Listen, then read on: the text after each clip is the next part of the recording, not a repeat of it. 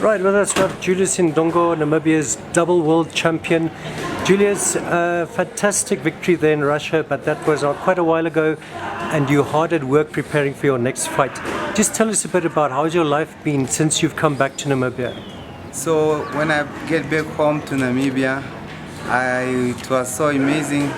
Although I expected some big delegate from the country to be present at the airport, and it did not turn out, but that cannot be demoralized. I really appreciate to my senior in the Namibian police that they welcomed me with good hands. So it's really going well, and hopefully we are still focused on the upcoming fight. Right, tell us about that. You chose Burns as your next opponent. How's your preparation and how are you feeling about that fight? Actually, they came for Burns. They are the one that picked up us, but our preparation currently is going well because we never rested. Only we've been having a joke in the holiday because we knew that you cannot call it off for quite long because April is not that far. We need to maintain the game plan that we are planning to work him out, because it's not easy to fight someone in his backyard where we are facing him now. So we are well there. We are still preparing. So maybe I should just verbalize more that we Africans, we are a bit behind of being recognized, because whatever you do as African they don't consider. But here we just tell them that Scottish, they must not judge Africa, or otherwise they must fall again in the pit, the same as what happened in Moscow. Because we are the best, we know boxing, and we can tell them as we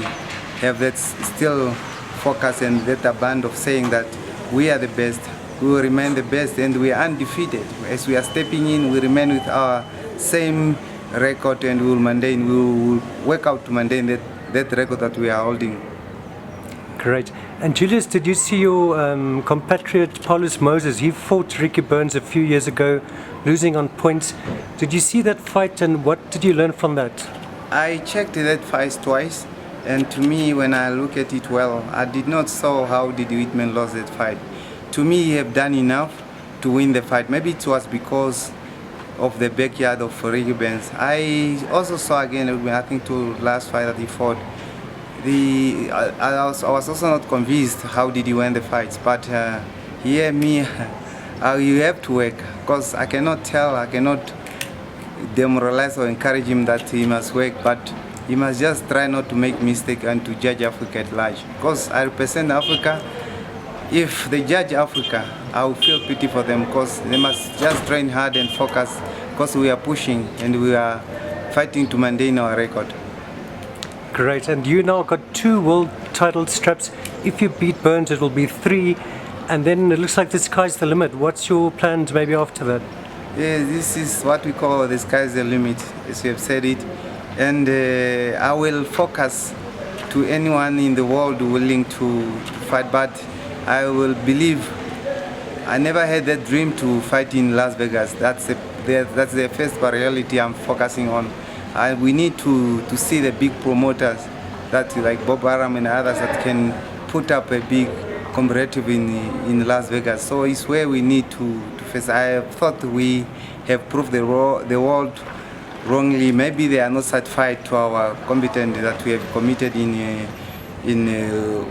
Moscow. So I believe this will be again, because I'm someone who is having focus, and I have a positive effort in myself. I cannot tell that I will step in Ricky Burns without. Ricky Burns will bend. That's obvious. That's what his name means. He will just bend. I will not mind of how, but we are positive, and my camp is always ready for war. So we are going for war. It's a do or die game that we are facing.